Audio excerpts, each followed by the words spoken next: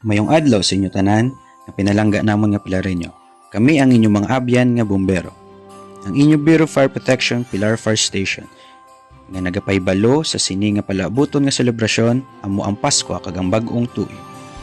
Bangod nga ining bulan nga Disyembre, mas madamo ang nagagamit sang kuryente, gas, kandila kag nagabiyay ang mga tawo. Madamo man ang posibilidad sang emerhensya pareho sang sunog kag aksidente. Gani, kami diri sa Pilar Fire Station, magapahanumdum sa inyo para malikawan ang sunog kag mangin malinong kag malipayon ang aton panimalay. Una, sa paggamit o kung pagbakal sang Christmas lights kag mga pailaw sa balay, siguruhon nga may ara ini sang ICC sticker kag peace mark na pasado sa Bureau of Philippine Standards kag usisaon ini kung indoor o kung outdoor nga pagagamiton. Siguruduhon nga naka-off na ang tanan nga Christmas lights antes magtulog kag kung nagagamit sang kandila, patyon gid ini para malikawan ang pagkasunog.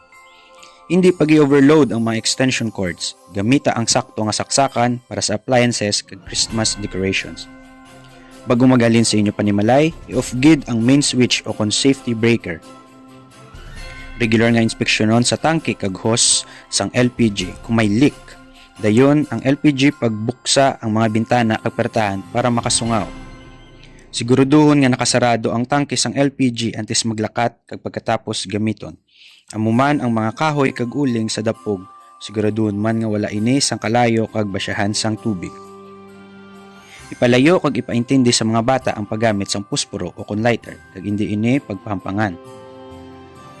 Ilikaw ang paggamit sa mga palupok sa mga bata kag tigulang kag magpalupok gid lamang sa designated area o kon firecracker zone sa inyong lugar para malikawan ang aksidente. Sa pagbiyahe, dapat siguraduhon nga ara sa husto kag maayo nga kondisyon ang kaugalingon kag ang salakyan man o kon motor nga pagagamiton. Ikawan ang pagbiyahe nga nakainom sang makahulugmon nga ilimnon kag nakatulog sang husto para malikawan ang aksidente. Kag kung may ara nga emerhensya, aksidente o kon sunog kag kung anuman nga nagkalatabo, palihog magtawag sa natungdan nga ahensya sang gobyerno para maaksyonan gilayon antes ang pag-live sa Facebook. Aton likawan ang makalalit nga sunog, magtawag gilayon sa 911 o kung sa hotline number 0970-453-1516 0970-453-1516 o kung magkadto sa Pilar Fire Station.